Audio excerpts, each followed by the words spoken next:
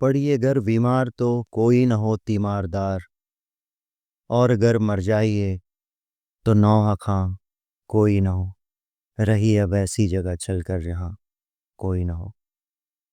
Hello, good evening, and welcome to a new episode of Arguably the Reading Quest. I am Nishant. So, you see what a beautiful book I have just stumbled upon, and I never knew that such a theme, existed. This is the Penguin Book of Elegy. Elegies are poem as is usually understood about memories, mourning, and consolation. So, this is the Penguin Book of Elegy. And this is such a beautiful, white cover, hardbound book and collection of, poems. And the paperback is so beautiful, such a high quality paperback that I never expected it from Penguin, even in the hardcover. It's beautiful calendar type pages, and I'm thoroughly enjoying it for the sheer reason that I never knew that, elegies can be found at one place, right? And there are close to 500 elegies, starting from, the early Greek and Latin days to the contemporary times. So this is the Penguin Book of Elegy. And you see, this is a beautiful, white cover, hardbound.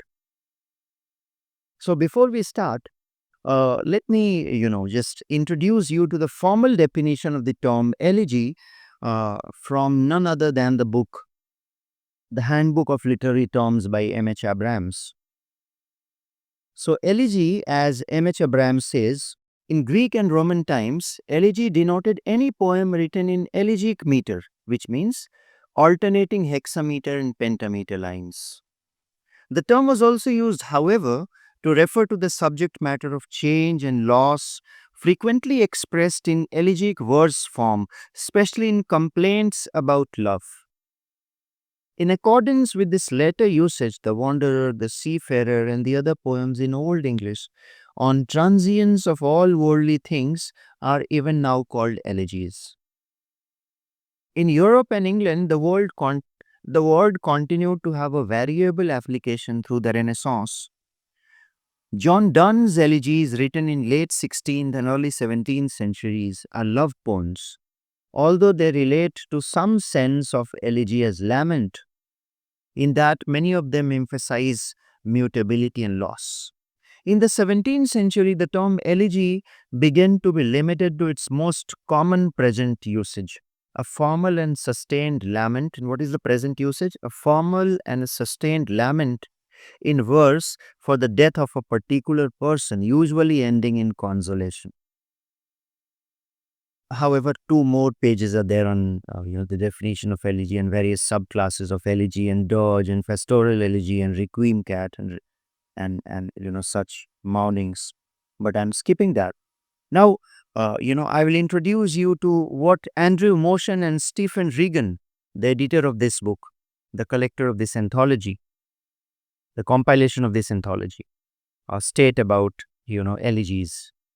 It is beautiful to read in one place, all the collected poems on themes of mourning and loss and lamentation and consolation, and to, enjoy the metaphors of, their age and culture. So the first page of introduction reads, and it's beautiful, you see, all poetry exists as a record of life snatched from the destructive flow of time. And so, to some extent, all poetry is elegiac. I again repeat, all poetry exists as a record of life snatched from the destructive flow of time. And so, to some extent, all poetry is elegiac. Whatever the ostensible subject of a poem, readers can always intuit the voice of the poet saying, I saw this and I felt this, and tomorrow or the day after tomorrow, I won't. This means that any collection of poem could, in a slightly devious sense, be called a book of elegies. But this Penguin Book of Elegy has a more particular purpose. We have brought together the best and the most varied examples we can find of the poems of love, of the poems of loss and mourning written in English and translated into English between classical antiquity and the present day. So you see, even the range is astounding. Is one good reason for all of you to buy this book. It is also available in the paperback edition. All of them respond to bereavement with some combination of sorrow, shock, rage, emptiness, bewilderment, or hauntedness. Many of the poems additionally express a longing for consolation, giving voice at the same time to the wonder and incredulity that arise from a sense of renewal. John Milton's vision of his dead wife, for instance, contains a similar expression of ghostly revelation to that which occurs in Seamus Heaney's meeting with his murdered cousin. And marvelous encounters with the dead require a more than usually willing suspension of disbelief. Now, the editors say, paradoxically, this sense of disappointment gives elegy poetry much of the energy its readers most admire.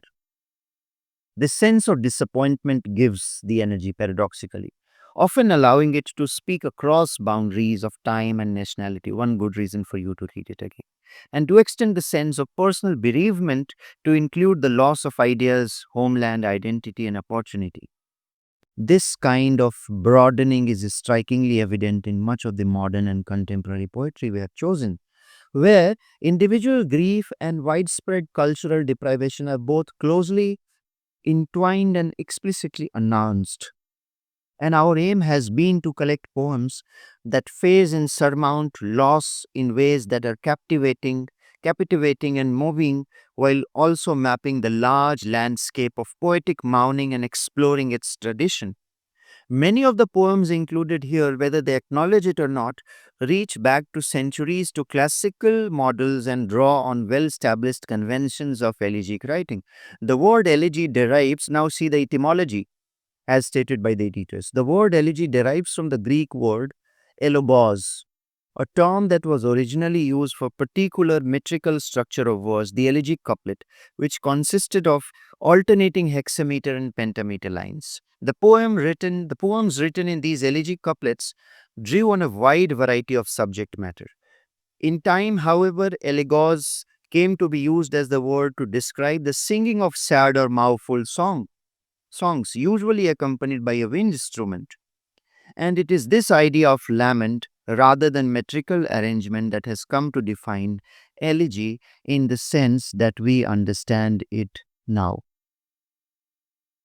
And then I will read, you know, uh, just the last few lines. Such adaptations and inclusions remind us that elegy has proven to be exceptionally versatile form of poetry, deeply implicated in literary history by virtue of self-conscious invocation of echo and illusion. And despite cynicism and despair, elegy continues to allow the imagination to contend with what Wallace Stephen calls death's own supremest images, while simultaneously commemorating what has been lost and even celebrating what remains, says the editor Andrew Motion and Stephen Regan. Now I'll read some, 5, 6 elegy for you to enjoy it. And if you enjoy it, please buy the book. So the very first elegy, it comes from the tradition.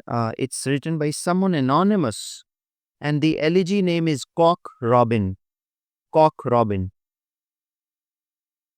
A bird, of course.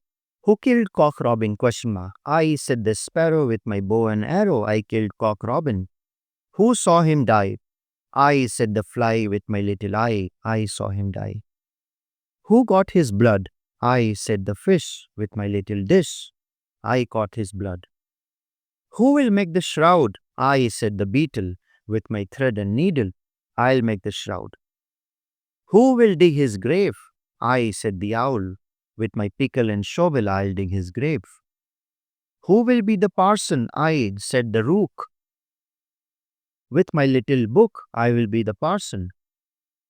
Who will be the clerk? I, said the lark. If it's not the dark, I'll be the clerk. Who will carry the link? I, said the linnet. I'll fetch it in a minute. I'll carry the link. Who will be the chief mourner? I, said the dove. I'll mourn for my love. I be the chief mourner. Who will carry the coffin? I, said the kite. If it's not through the night, I carry the coffin. Who will bear the pall? We, said the wren. Both the cock and the hen. We will bear the pall. Who will sing a psalm? I'll, said the thrush, as he sat on a bush. I'll sing the psalm. Who will toll the bell? I, said the bull, because I can full. I'll toll the bell.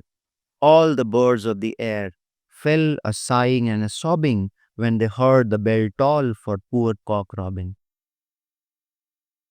So I hope uh, that sets in motion the intensity of elegy. I hope you have understood.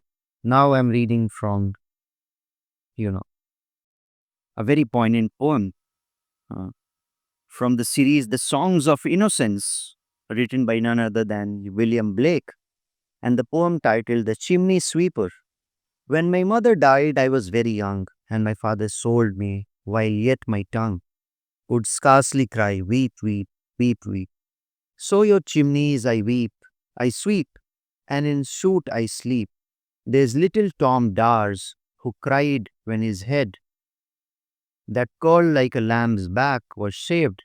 So I said, Hush, Tom, never mind it, for when your head's bare, you know that the shoot cannot spoil your white hair. And so he was quiet, and that very night, as Tom was sleeping, he had such a sight that thousands of sweepers, Dick, Noah, Ned, and Zack, were all of them locked up in coffins of black. And by came an angel who had a bright key, and he opened the coffins and set them all free. Then down a green plain, leaping, laughing, they run and wash in a river and shine in the sun. Then, naked and white, all their bags left behind, they rise upon the clouds and spot in the wind. And the angel told Tom, if he would be a good boy, he would have God for his father and never want joy. And so Tom awoke. And when we rose in the dark and got with our bags and our brushes to work, though the morning was cold, Tom was happy and warm. And so, if all do their duty, they did not fear harm.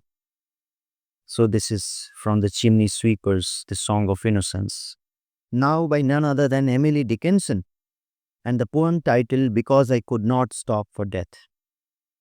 Because I could not stop for death, he kindly stopped for me. The carriage held but just ourselves and immortality.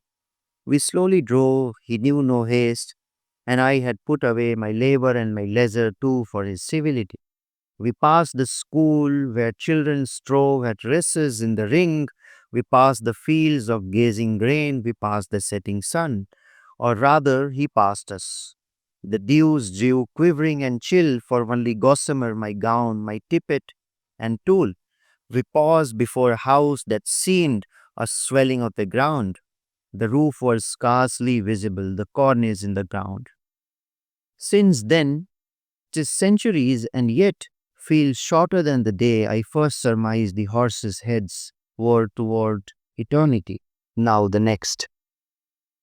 I'll end, this series with this poem by none other than Robert Frost. Nothing gold can stay.